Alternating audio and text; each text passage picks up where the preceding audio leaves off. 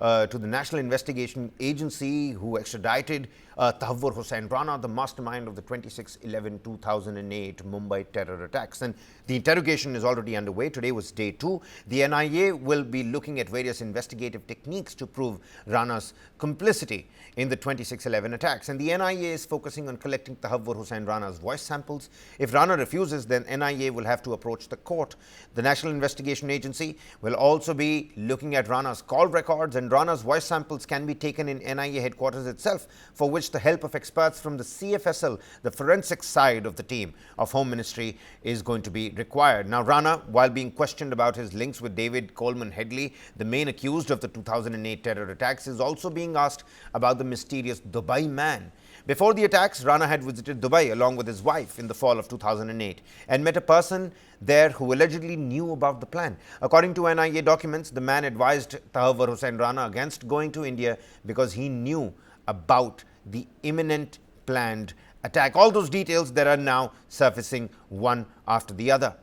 My colleague Deepak Bharana joins us live on the broadcast here from outside the NIA headquarters here in the national capital. Deepak, second round of interrogation today. Yesterday, about 3 hours of grilling. We got to know that there were no satisfactory answers coming from Tawwahur Rana, and a little bit of a tough task for the 12 NIA and multi-agency officials as well. What are you picking up at this particular moment? Was it better than yesterday in terms of grilling?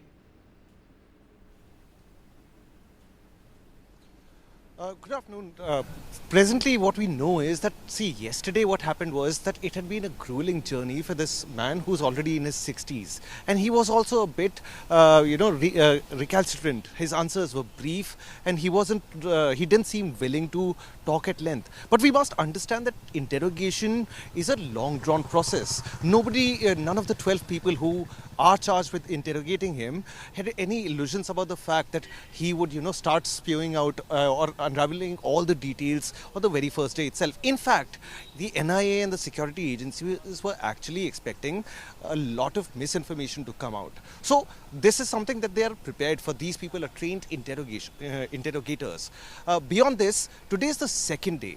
So what has been happening is that the focus is on building a bulletproof case. You've just mentioned about the need for testing his voice samples. See, the NIA already understands a lot of things. The voice samples that are in possession of the agencies have already been, it's already on record that it is probably Rana. But the NIA is trying to make a bulletproof case, because this case will then be used to point out that Pakistan was in fact behind this whole conspiracy. There is also an attempt to unravel the details. Who were the different people that Rana met in Dubai, in India? Who were the people that he visited? Who were the people who supported him? Because no one is under any illusion that Headley, Rana, Zakir Rahman, Lakhvi, and these group of 3 or 4 people in Pakistan could pull off something as horrendous as 26/11. There had to be a lot of support, in fact, state support. So a bulletproof case is being made right now. At the moment, the interrogation has been happening for quite some time. Today is a rather long-drawn interrogation process. In the coming days, the agencies are also going to take him to each of the spots that he visited before 26/11. The idea is to make him pinpoint what he saw, what he noticed. Was there anyone supporting him there, and what was his intention at that very point?